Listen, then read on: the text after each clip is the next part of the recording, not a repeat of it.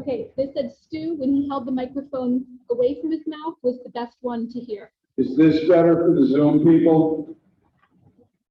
Yes, when the mic is away. How about the folks in back? Yes, thank you. All right. Anyway, to the next portion of this meeting, folks at home and folks here. Still, I think we're going to have to leave it on, but thank you. Anyway, Jonathan Spank is going to give a brief overview, as we have done to a variety of groups, on what ARPA is and how we're going to proceed with this program for the next 5 years, not just tonight. I'm going to give some preliminary ideas of who we've talked to and what we're looking at for how this money should be invested in the town. Okay, and then we're going to open it up to our new folks to come up and again, just your name and your address. We just want to make sure we don't have any interlopers from Pomfret, you know.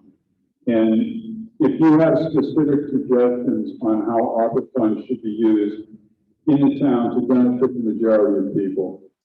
So I think that would be the format. So Karen, if you'd be kind enough to come up, and I will give you the microphone. Good evening. Can everybody hear me okay? First, I want to just say thank you for coming out, because this American Rescue Plan is going to be the future of our town over the next 5 years, and it really is important to get everybody's input on how these funds should be spent. What I'd like to do is, today I'm going to give another overview. I've given several over the last few months. Today has a couple new things that we recently were privy to that I'd like to share. But first, I would like to just say that for those of you who may not really understand or know what the American Rescue Plan is, it's just funding given to us from the U.S. government, the Treasury, so that way we can help utilize those funds in our community to either, mitigate or, help with the impact of COVID in our community. The American Rescue Plan Act was signed into law on March 11th by President Biden. Funding is provided by the U.S. Treasury, and it is intended to provide support to the town in responding to the impact of COVID-19 and its effects to contain COVID-19 on its community residents and businesses. Currently, the guidelines are based on the interim final ruling, which is from the U.S. Treasury. What I've recently learned today, actually, an email came through with some updates that the U.S. Treasury still has about 1,000 questions they need to address before they can come up with a final ruling. So the guidelines until that time comes will be on the interim final rule. It's 152 pages. It's on the website for the town of Woodstock for your reading pleasure. A lot of information in there, a lot of confusion. Myself and Jay and Mike Doherty, our first Board of Finance chairman, we've been working with people in our community, key personnel, fire, EMS, WPCA, constables, Teague, who's our human services provider, just to kind of get an idea of what we can do to make this impact of the community better as we move forward. So first, I'd like to tell everybody that Woodstock's total award was $2,325,579.69. We have received one payment already of $1,162,789.84, and we should receive the other half within a year. What I'm going to talk about first before I get into some of the other things that are on that sheet that if everybody has a handout was the period of eligibility is from March 3rd, 2021 to the future, and the funding must be obligated by December 2024. We have until December of 2026 to actually expend the funding. So I think that, we have to have real careful consideration, a lot of thoughtfulness on how this money will have the biggest impact on Woodstock. Eligible uses. We can use funds to reduce the health emergency and its negative impacts by providing assistance to households, small and nonprofit businesses, impacted industries such as tourism, travel, hospitality, COVID-19 mitigation and prevention, and other purposes that address an economic harm resulted from COVID-19. We can use the funds to provide premium pay for eligible workers. We can use the funds to make investments in infrastructure such as water, sewer, and broadband. We can also use the funds for what we call the revenue loss recovery, which I think the U.S. Treasury has been very generous. It's a 4.1% rate of return. There are actually 4 times over the next few years that they will do measurements to see how much revenue the town has lost due to the pandemic. So we have worked, myself and Jay and Michael Doherty have been working with our auditor, and he has done I'm sorry, can you hear me now? This is just weird. So we've been working with our auditor to do the calculation of the revenue loss, which is based on the information in the interim final rule. And as it stands right now, the town of Woodstock's revenue loss is $1,759,053.83. What does that mean? That means that those funds can be used a little bit looser than some of the guidelines in the interim final rule. So if you notice that there's a section that's highlighted that says use funds towards government services to the extent of the reduction in revenue due to the pandemic. What does that mean? What that means is we cannot go out currently and commit $2.3 million to general services. We could only commit up to the revenue loss of 1.7 million. I'm just kind of using that as a rounded figure. I have indicated underneath there with some of the different things that we can use that money for. And one of them is reduction in revenues that are measured for different periods. So there's going to be actually 4 times over the next several years that our auditor will recalculate to see if we've lost more revenue as we progress in the future. We can use the funds to avoid cuts in government services.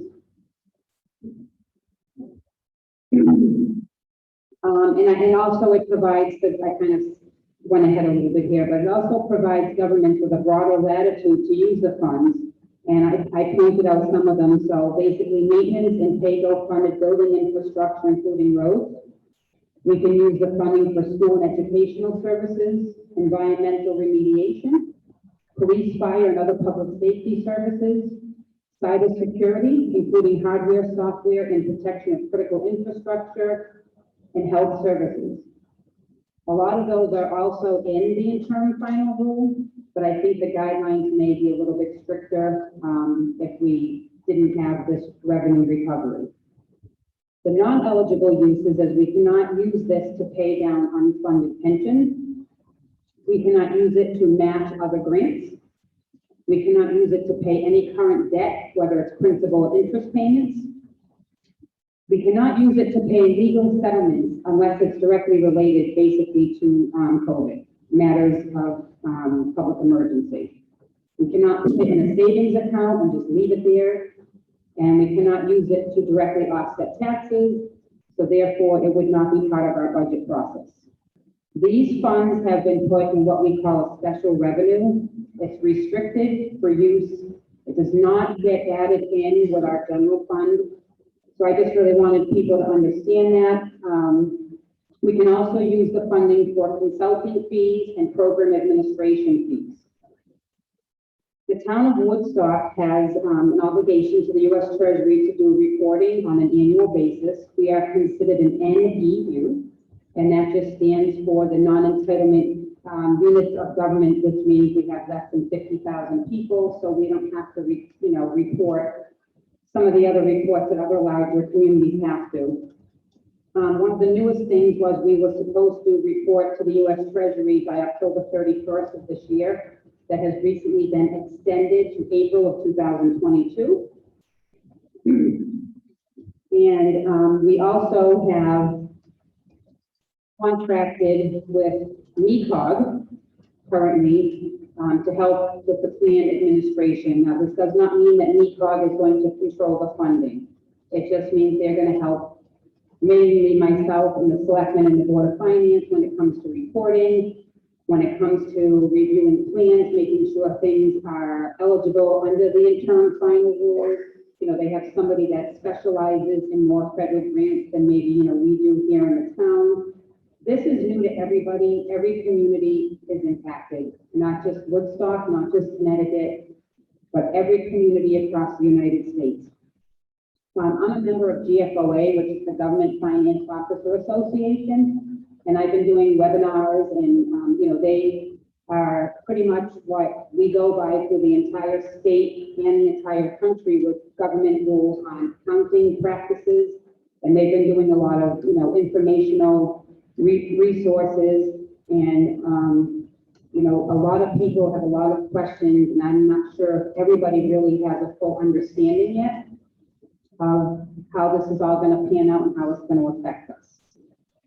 So I've been working with Jay and Greg and Chan and Mike to come up with some preliminary proposals that they would like to present to you this evening. And, you know, we are required to get your impact. We welcome your impact. We have several ways for you to keep current with the information. One of them is look at our town hall website at www.woodstockct.gov. Attending Board of Selectmen and Board of Finance meetings are very crucial. They will have all the most current updated information. We will be putting things in the Woodstock Villager and the Shopper's Guide when we're able to. We will be putting things on Winnie Radio. We have our own Facebook page. Information will be there. You can also call the First Selectman's office. Talk to the First Selectman, ask him, you know, questions on what we can do to utilize these funds to make Woodstock a better community. We also have a dedicated email. It's called ARPA 2021. That's ARPA 2021 at woodstockct.gov. Crystal, myself, and Jay monitor that daily, and we welcome your suggestions, your questions, your concerns. We'll try to answer them, you know, as quickly and as professionally as we're able to provide information, because we would definitely not want to mislead anybody with any information that is not accurate. So before I hand this over to Jay, can't promise I can answer every question some of you may have, but I'm willing to try. If anybody has a question, feel free to. John? Yeah, I think it's easier.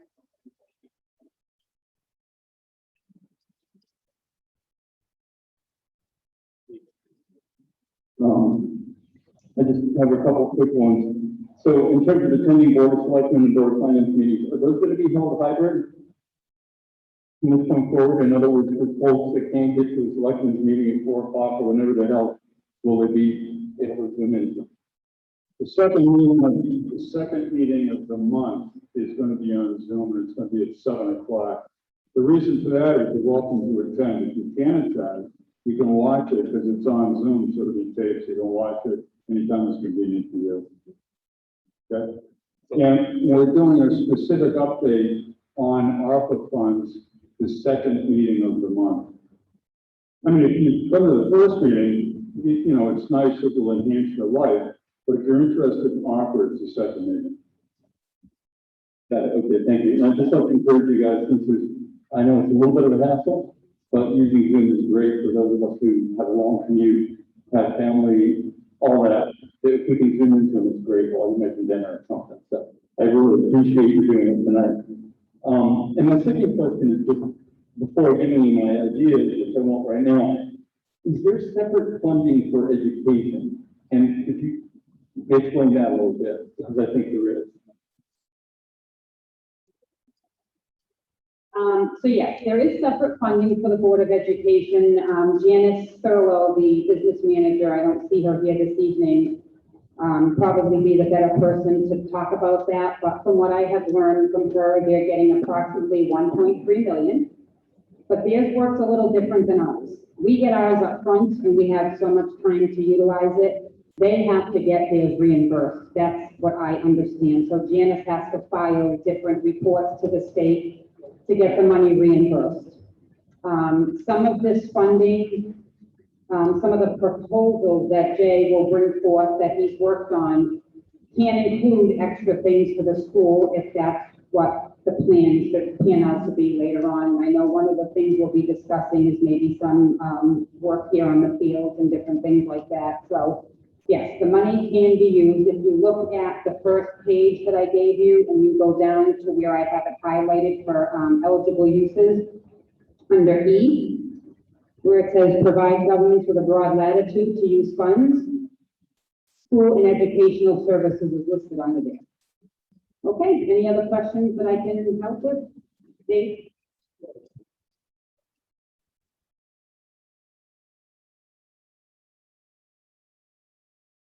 Thanks, Karen. Everybody hear me? My question is about revenue. This is the first time I've seen this page. And I see that it talks about $1,759,053.80. And I read down the page. So I'm going to ask you some questions that I think would help anybody understand this better. Okay, I'll try. And I don't understand it, but I'm getting that just from reading this. So is this suggesting that that revenue loss is based on our revenue sheet from the 2019 fiscal year, multiplied times 4.1%, which is a formula that's, I guess, the Fed have given us.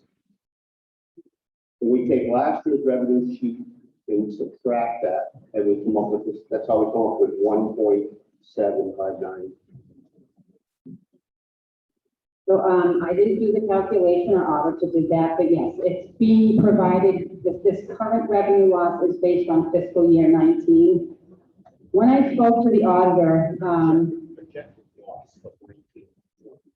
it is based on the fiscal year 19 and the rate of return that we would have received up until December of 20.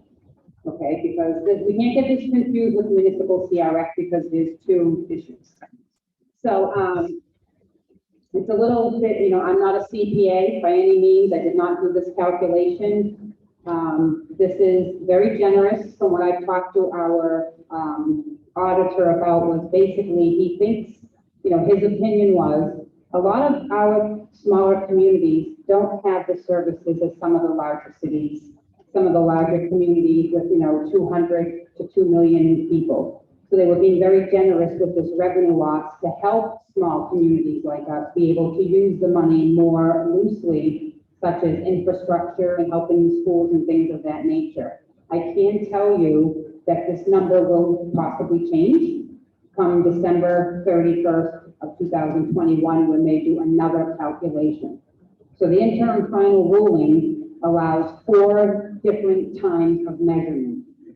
And what happens is when I provided the information to the auditor for this particular period, it was for revenue based on, I think it was July 1st to December of 2020. And then I had to give them the whole year from January to December. So they use that calculation. They calculate the 4.1% rate of return, basically stating that that's what we could have possibly made, whether it's bank interest or other things of that nature that we lost due to the pandemic, or that we lost in expenditures for services that were mandated that we didn't budget for. So that's what it's calculated on.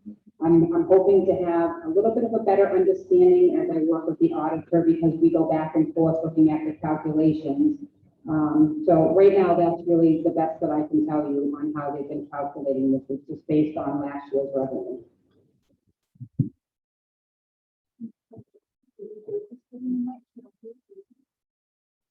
Anything else? Is it a projected loss for the next 4 years? It is a projected loss, it's a projected loss for the total funding. So yes, that 1.7 million is over, well, actually, it might be more than that, okay? Because there's 4 different times, if you look at the sheet I gave you, we can do a measurement in December of 2020, December of 2021, so we just did this coming December, the auditor will do another measurement, and 22 and 23. So over the next 3 or 4 years, out of the 2.3 million that we are, currently going to get, that could end up turning all to be revenue loss based on the calculation guidelines under the interim final ruling, which just basically means we can use the money a little bit differently than everything that's in that interim final ruling. But, speaking with the auditor, yes, that number could possibly change. Not for the less, but for the better. Anybody else before I hand it over to Jay? Thank you.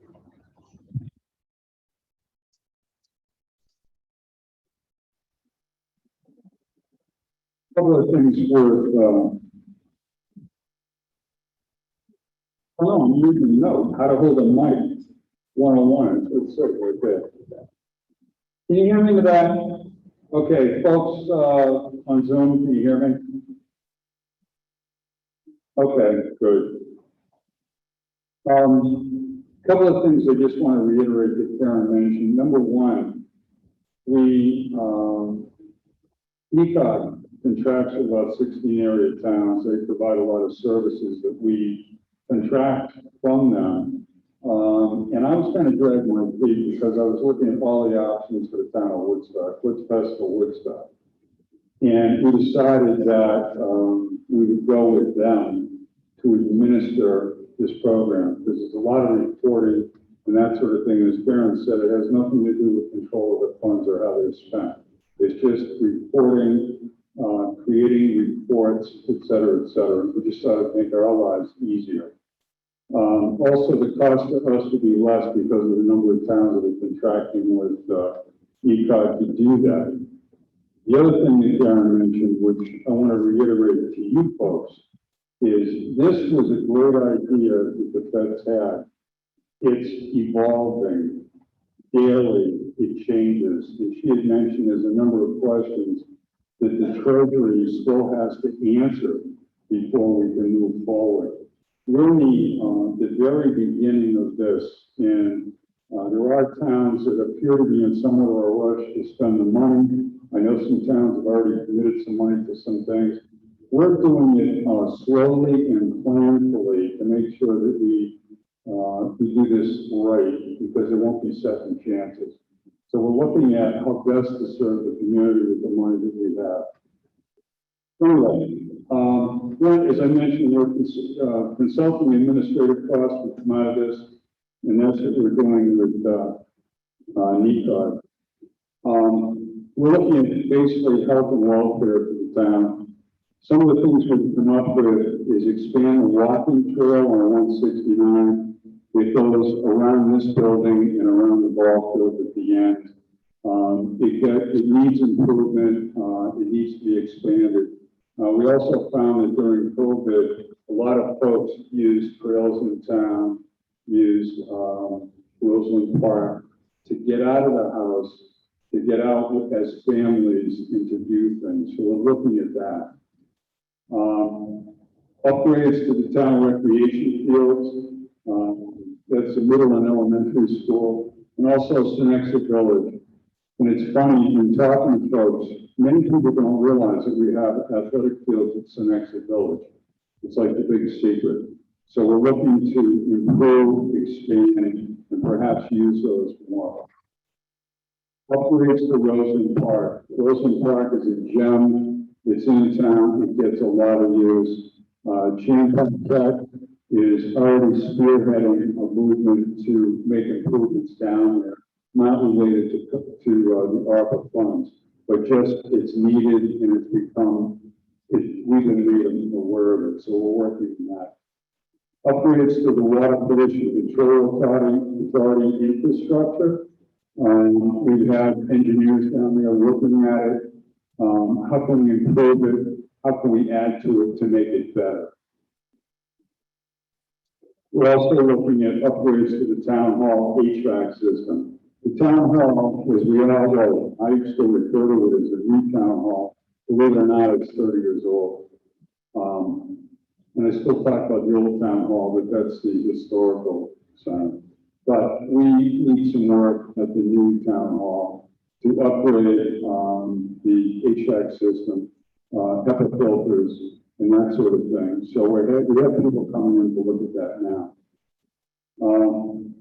Address water issues in the town hall storage area in the vaults. We have a vault down in the basement. We also have major storage down there for a wide variety of things. And we're looking at some water issues down there and how they can be prevented. Town hall roof issues, apparently the roof issues has been an issue for years, so that's something we're looking at also. Also, town beach improvements. The town beach is a real gem that we have. Many people don't even realize it exists. It gets a lot of use during the summer. We're also looking in conjunction with Eastford to the Crystal Pond Park area, which again is another gem that's getting a lot of use, especially during COVID last year, where families were going down there, A, to get out of their house, to get out in the fresh air and that sort of thing. And there's enough room over there to be able to spread out. So that worked out well, and we're looking at that. Under public welfare, we're looking at providing funds to T. In fact, I was talking to Ian Miller this morning, the executive director, and they're our human service agency. We make referrals to them. They provide us with services. They've been doing a number of services. They have a food truck, mobile pantry that visits the town hall. I think it's twice a month. And they have been serving. In fact, they just got a report this morning from Ann on the number of individuals and families that T has served, Woodstock families, and how those numbers increased after we had issues with COVID. So she and I again are discussing how best can Teague meet our needs. The nice thing about Teague is much like Dave Kimball, if Teague, if there's an issue that they come up against and they can't handle it, they'll know where to refer it. Much like Dave Kimball, if you're a patient there and they realize they can't meet your needs, they're going to send you to Hartford Hospital, St. Francis, UMass, whatever. And it's the same thing with Teague. They realize when it's not something they can meet and they know where to refer folks. We'll talk about funds to United Services, which provides, again, behavioral services and social services to families in town. Upgrading acoustics in the town hall to comply with ADA and to better serve the public during meetings. The issue that became very apparent to us during COVID, when we did a lot of Zoom meetings, and the acoustics down in the basement, the main room, was very, very difficult, especially with folks that had hearing loss or hearing challenges. So we've been talking to individuals that have created studio type situations where they have noise dampening panels on the wall and they have noise absorbing ceiling tiles and that sort of thing. So we're getting prices on that so that if we do have to go back into a Zoom situation, that you folks, when you're at home, will be able to hear us and people will be able to speak. We're looking at expansion of senior services. Our seniors are more than welcome and in fact encouraged to go to the senior center in Concord. We're also looking to expand services here in Woodstock. Again, it's difficult. You talk about going over to Concord, that's another town. It's over in that direction. And many people are like that, and I understand that. So we're looking at what can we offer in town to meet the needs and interests of folks, that live in town. Also support to Woodstock small businesses and nonprofit business owners. We have a number of small businesses in town, and they're struggling. You all know about various restaurants and some, what I would call mom and pop stores in the area, not necessarily in Woodstock, but in the area, because of COVID, because of federal money going for unemployment, it was easier for people to stay home rather than go to work. Many of those places have had to cut back on the services they provide. We're looking to be able to assist those folks. One of the big things for us is, in public safety is the emergency communication system upgrade. We're looking at radio, systems that would, have the highway department, emergency medical, all three fire departments, in the constables, radio system that they could all talk among themselves. And it would also reach out if, you need to be able to, on a radio, get a hold of state police. So you wouldn't have to dial 911 if they hit the fan of football game or whatever, and a constable needed a state trooper, they'd be able to get them on the radio. Again, we're looking into that. Upgrading self-contained building apparatus for funding. This is the Scott Air Packs, and we're looking to have them be compatible with money given the Woodstock volunteers. The reason for this is all three of our departments provide mutual aid to each other. Many times if you go, the Scott Air Packs that they have now, for them are not compatible with the other two departments.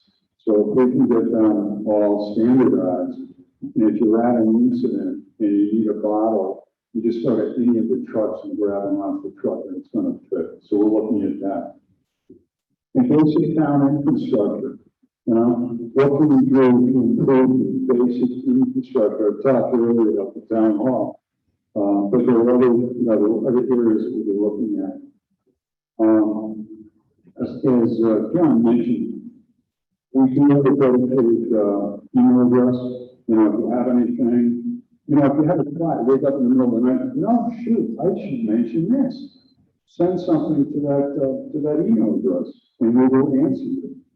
We are sincerely interested in getting input from the public on what do you think we're doing? If you have any suggestions on how it could be better. As I mentioned earlier, the third Thursday of the month, we're going to be having our selectmen's meeting on Zoom, and that way you can watch it in your, you know, leisure, whatever time, because it'll all be taped and you can go back and review it. And again, this is primarily because of ARPA.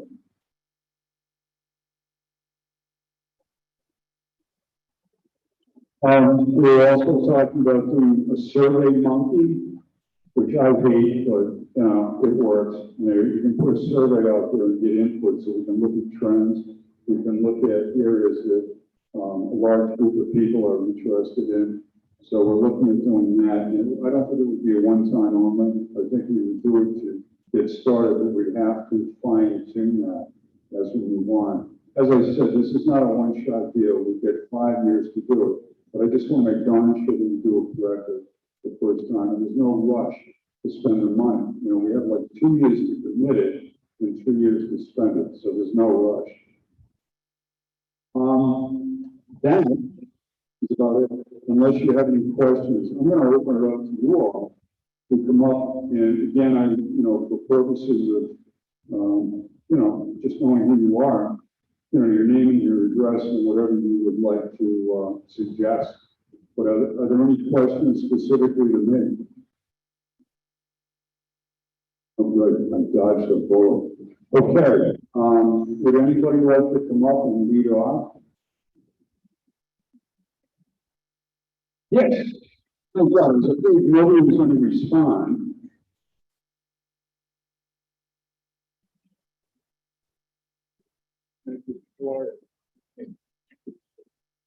Good evening, I'm Philippa Paquette from County Road. And Jay mentioned several gems that we have here in Woodstock, but what he didn't mention was the farmer operating.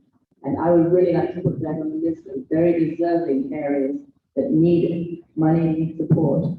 A couple of other ideas I had, and you mentioned the school, but I think the tennis court at the middle school really needs to be repaired, put into play, and be very useful for a lot of people.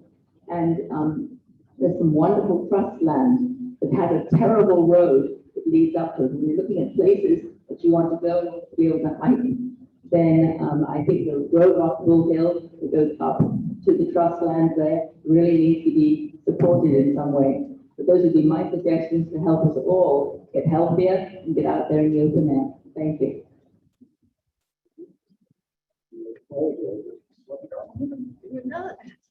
Do you have any questions from folks online? Ask it louder right now. All right, okay. Anybody else? Yes, sir.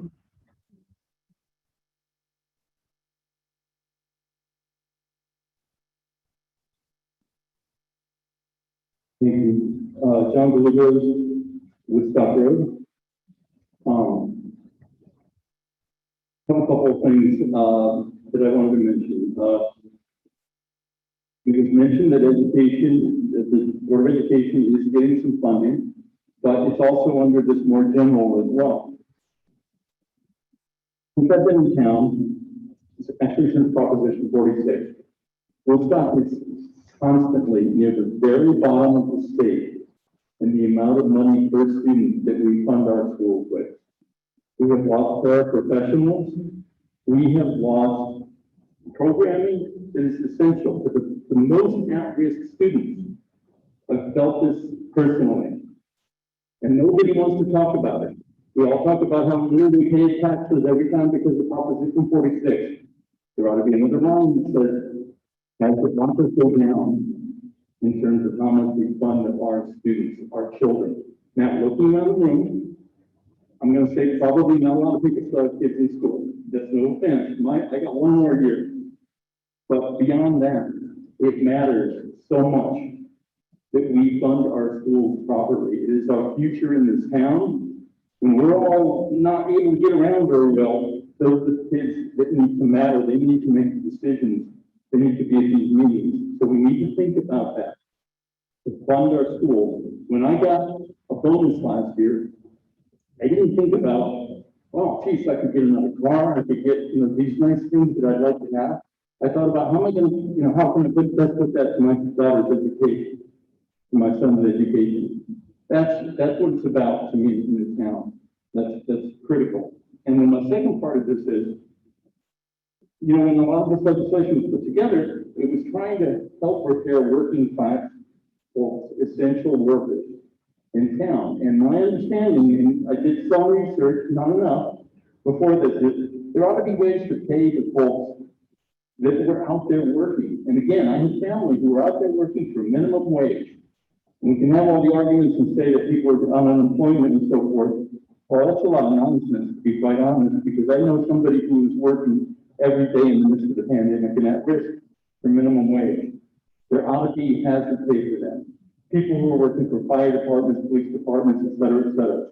No, it doesn't all apply to our town. But think about some of the people who are out there. But when we think about this, let's think about those folks who were the essential workers out there, not just the larger organizations. And I think that's really important. Last thing I'd say is I've done Survey Monkey. Be real careful with that because the way you answer the question, you can get the answers that you want. So just think twice about Survey Monkey. That's all I have. Thanks.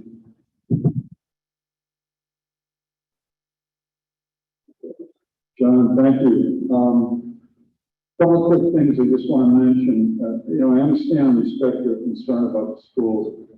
What we're talking about here tonight is strictly the money that's allocated to general government.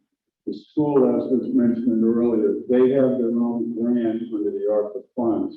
And how they're going to spend it, is up to the Board of Ed and superintendent and that sort of thing. But the school is separate.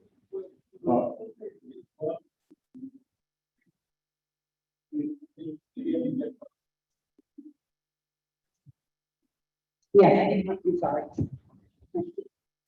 Yes, it does say that the money can be used for educational in schools. I'm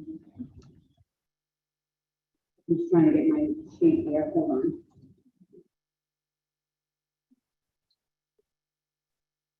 That is under the revenue loss, not under the whole 2.3 million. Some of the ways we're trying to help the schools, they came forward to us and asked us to help repair the fields. They get most use from the school children. I do know that, Janice has projects of her own. They brought back some services over the summer for kids to go back to school, to kind of get them caught up a little bit. Megan's here from the Board of Ed. Maybe she can come elaborate a little bit, probably better than I can. The one thing that I just want to point out is a lot of these things have to be sustainable. So if you go and hire people and you go and do things that need need to be maintained later, we have to make sure we can afford to maintain that. I think that's one big issue. The other issue I just wanted to mention, so Woodstock, for instance, we don't have our own social services. We use Teague. So if people are in need, they can go to Teague. They have food assistance. I think they even have rent assistance, temporary services for people who have struggled through COVID. That's one of the reasons why they came to us. But one of the biggest things that is a concern for many towns, and I've talked to people in different towns, is that when you give that money out directly to somebody else, they become a sub-recipient.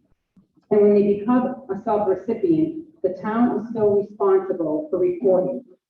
So if they mismanage the funding, the town is responsible. So that is one other issue that, we have to talk about when it comes time to take all these ideas into consideration, just to make sure that whatever the town moves forward with, that we can make sure that it happens. These funds aren't for people from last year. They had funds for that. This is for the future. So, and most of it has to be, as I understand it, in the interim final ruling, somewhat COVID related, that's going to help make the town better for the pandemic and hopefully, I don't want to say the future pandemic for it, but we don't know what's coming ahead. We don't know what's coming ahead 2 years from now. We don't know what's coming ahead a month from now. So we have to just be very careful, how we spend this funding. There's only so much that goes around. 2.3 million may seem a lot, but when you have a $25 million budget, that's a very small fraction of the money that goes around. Some of the projects that have been presented to myself and Jay and Mike Doherty are over $500,000. So at the end of the day, there's only so much that goes around, and we have to just make sure we're doing the best that the entire community can benefit from, not just a specific group or organization. We feel that all Woodstock residents should benefit from this funding. Again, I want to reiterate what Karen said about the sustainability. This question has come up in a number of groups that I've met with to discuss ARPA funds.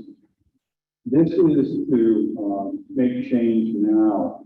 However, after this 5-year period, anything that is changing or ongoing, the town has to maintain, because these funds will end. And that's what, there have been questions about, can we do this, can we do that? Yes, you can, but after 5 years, when the ARPA funds end, the town, it's up to them to sustain whatever those activities are. The other thing you did, had asked me to mention, on the second meeting of the month, when it's on Zoom, if you're traveling, feel free you can call in on your phone and participate via Zoom over your phone. All right, so you don't have to be at home with your computer. You can use your phone. Megan, please come up. Megan Morris will, I guess, address some of the educational things that are coming up.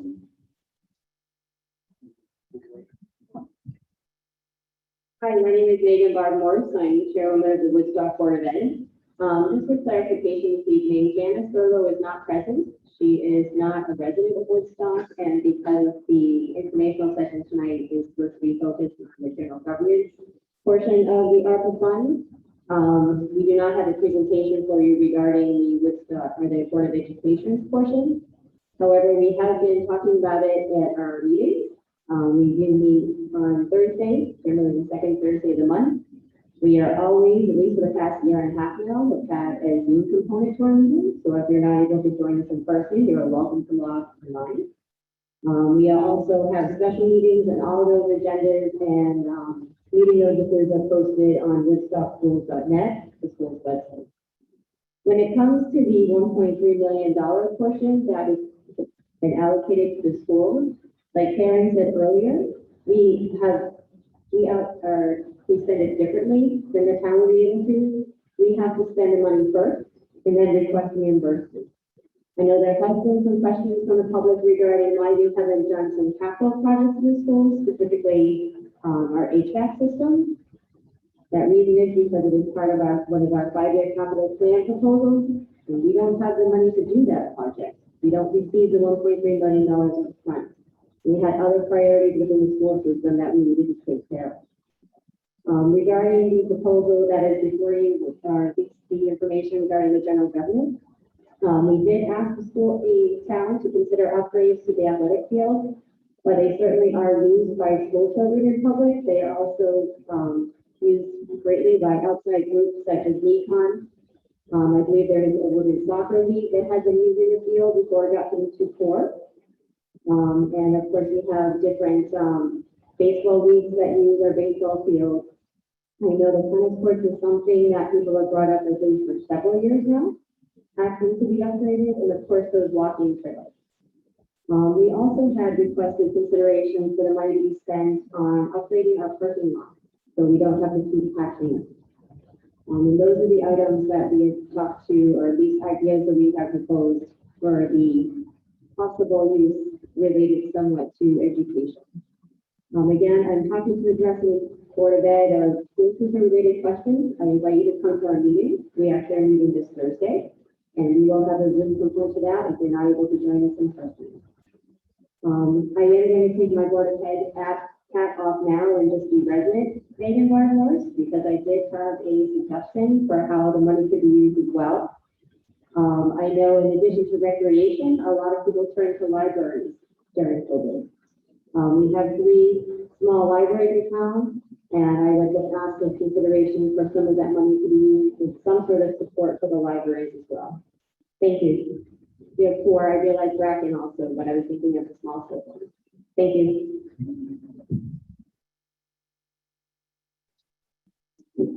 Next, please. Yes, sir. Let's do somebody else.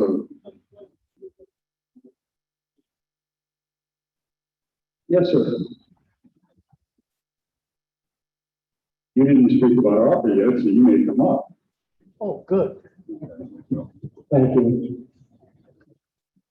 This is found money. And I think it's important that we look at it, not today, but maybe 10 or 20 years from now, where we can say we spent the money well. I used to take my kids out when they were little, to dinner and to Walmart. And I would give you $10 to spend any way they want. I didn't agree with everything they bought, but they bought it. And more often than not, they came home with it broke. I would like us to look at the future back in this day and say that this year Woodstock did the right thing with the money.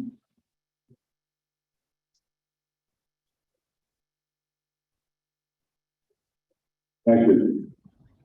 Anyone else?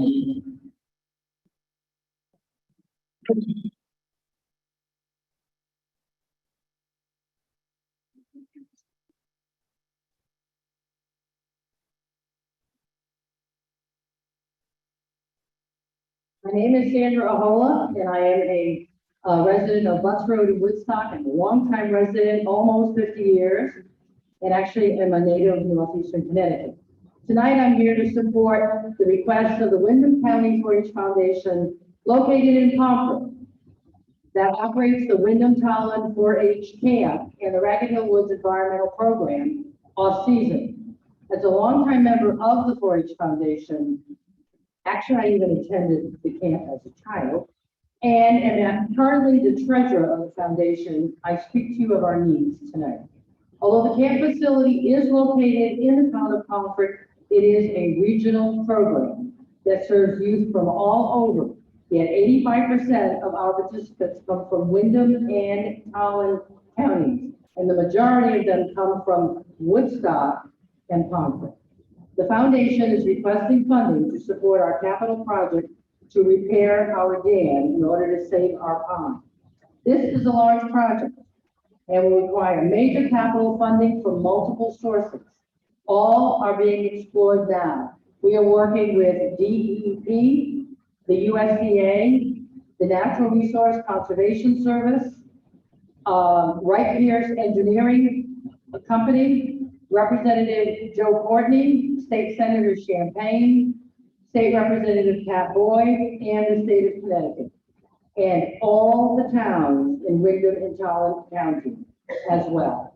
All of these groups of people are being asked and encouraged to apply for the ARP funds as we fully comply with the mandates and the regulations that have been set forth earlier. Our programs serve 1,500 youth each summer and several thousand in off-season Ragged Hill Woods and youth leadership programs.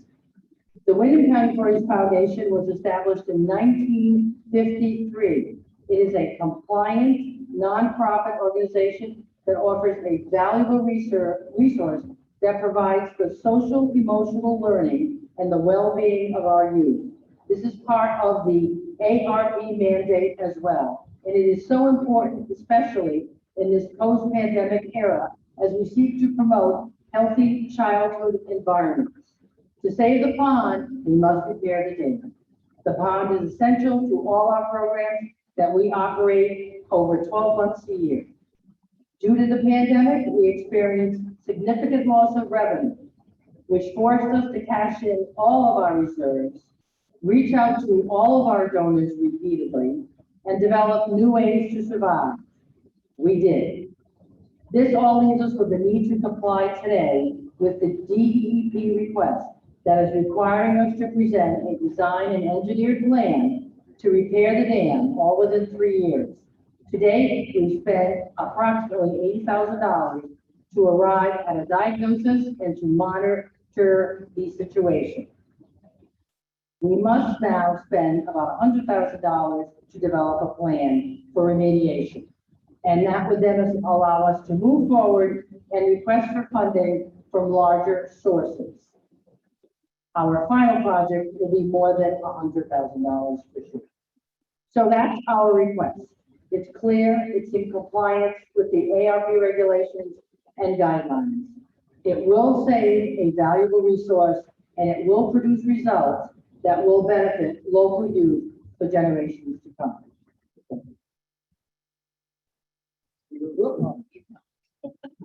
I like Thank you. You know, some people you have to watch all the time. Anyone else, please? Yes, sir.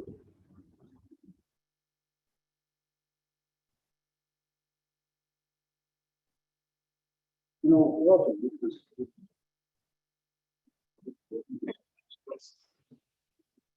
Robert Solomon, Kings River Road. I appreciate the list you had made after this today. On there is improvements to the town beach. And as somebody who lives a stone's throw from town beach and uses it a lot, I can appreciate that. Could it be possible with these funds to have lifeguards again? Can you answer that question? Okay.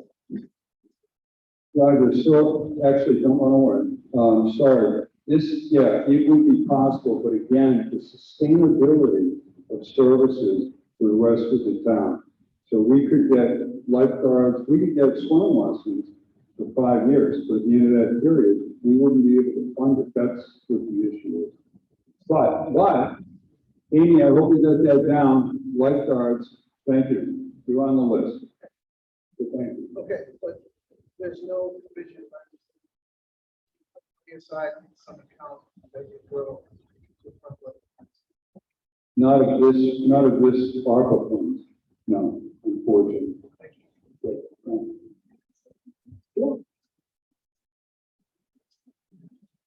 I just want to mention something about the town beach. I was the former recreation director for 7 years here in Woodstock when I first started working for the town. And I was involved with Alan Kelly, who ran the town beach, and he provided swim lessons. And I will tell you then, that is a big portion of how we supported the town with lifeguards and that nature, because that funding came from swimming lessons. It has been subsidized through the town. He received either a very small stipend or did a lot of it on a volunteer basis. That cost has, it really has succeeded over the years. So, if there was a chance that we could bring back some type of swim lessons to help generate income, we probably could go back to having the lifeguards. But again, that it does take funding, and unfortunately, we cannot take some of this money and just put it in a reserve for a rainy day fund. But it's a great thing, because my son did take swimming lessons up there, and it was a really great thing for him. Anyone else who would like to offer some ideas? No? Anyone? Yes, Suzanne. Timetable, what are you thinking in terms of next step? When you want to see the evolution of this? I mean, is it 6 months from now, a year? What I personally and Michael and Karen are looking at is we're looking at 2 years of planning. That doesn't mean we're not going to spend that in 2 years. It's just we've got 2 years of planning and 3 years beyond that to spend. So as I said, we're being very cautious moving forward on how we're going to do this. So yeah, within 2 years, I think we would start spending. Would you agree? Yeah. I'm a big person on when I see it, I believe it. What I do know is we should not commit funds for money we don't currently have. So I would definitely say that so far the town has received 1.162 million approximately. If they were going to start actually spending the money, you probably would want to only spend a certain amount until the next set of money came in, and prioritize, what are the biggest needs for Woodstock? What would be the biggest impact at this point? But I would say, definitely within the next year, we'll have a good plan in place. After we get, if they do any kind of a survey, whether it's a Survey Monkey or some other type, as advisement from other towns that we've talked to, a 30-day period to let people come forth and give their opinion so that the Board of Selectmen can, sit down and discuss how they want to move forward. I think priorities are in order, and we just have to figure out which ones those are, like what is the need right now. And will the townspeople have to vote on your final choices? That is not 100% sure at this point. Right now, under the interim final ruling, we have to involve the community, get their ideas, host public forums, get input. As it stands now, from what I understand, is the selectmen who come up with the plan. Whether that changes with the final ruling, in months to come or whenever that comes out, but as it stands right now, it's really the direction of the Board of Selectmen after they get community input to put a plan in place. And then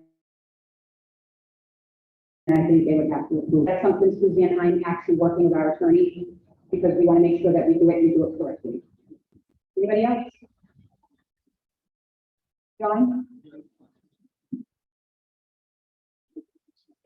I asked, there's nobody here. I'm sorry, I'm not trying to hide that whole thing. I have a question though. As I'm listening to this, the sustainability part of it seems kind of slippery to me. Because if we spend money, throwing an example, on the walking trail, and then there's a hurricane a couple of years and it's a disaster again, where's the funds for that? So it does seem like you got to think about sustainability and what do we want going forward, and we want to keep. And that's why, I'll come back to my point on education. Because some of these one-time things, and if you bought a snowplow, let's say, and it blew the motor in 3 years, well, we've got to spend it again. So let's think about this is a chance to really think, how do we want to change the community? I know in my job, my work has changed a lot. We try to use it as a point where we really reflect on everything we do. I work in higher education, And we discussed on everything we do and how we want to teach going forward. And I think the same thing is true in town. What do we want right now that we can get, that we want to keep, and that we're going to pay for? And not worry about, oh, that costs too much, we want to keep. And so I think that's an important part of it, because otherwise it gets real slippery, I think. Thanks. Anyone else? Yes, sir.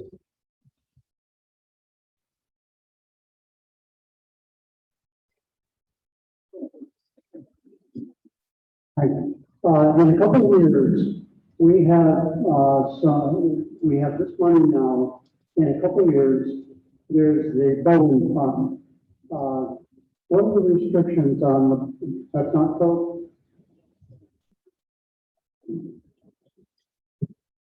So, we have the Bowen funds. It was a donation made by the Bowen family for $5,000 to the town almost 100 years ago. Those funds will mature in 2027, if I'm not mistaken. The actual language in the will that, of course, the attorney will revise when that time comes, or review, I should say, is we have to use that money to help the taxpayers by offsetting taxes. But it only says the income. So we're working with the auditors to come up with a strict endowment fund, because whatever the money that's in there now may not be there tomorrow. It fluctuates with the market. It has to stay in New York Exchange. We cannot touch it. So we can't move the money. We can't put it in another fund. It stays in the New York Exchanges. And then once it matures, then whomever the leaders here in Woodstock would have to get an attorney's opinion, work with an attorney, figure out how much revenue we could use, and what the purpose would be to offset taxes.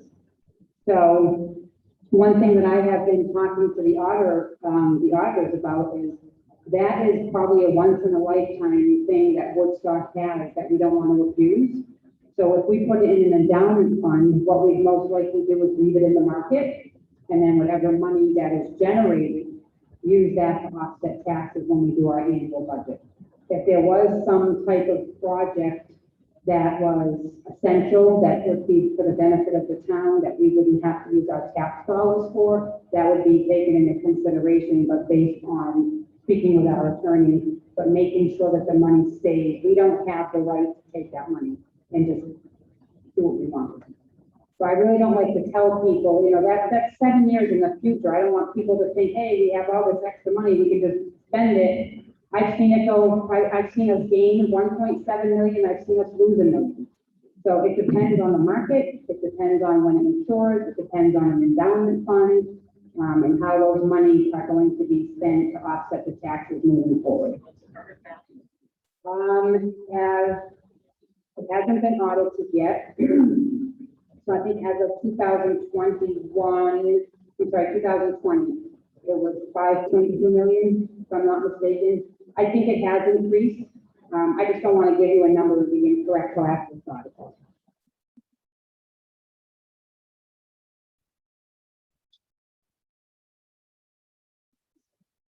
Anyone else, please? Yes. Jane. We'll be up here. Oh, just a minute, sir.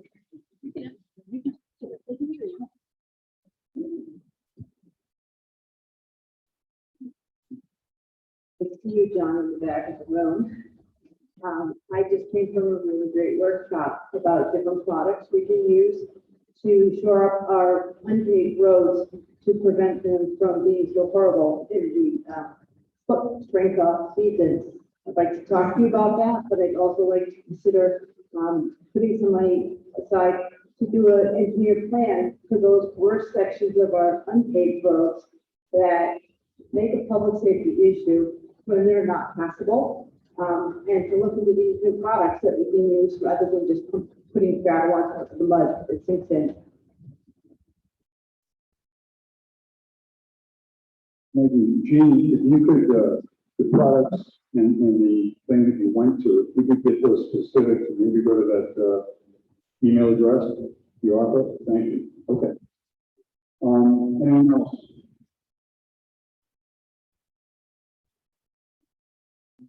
No? Anybody on Zoom?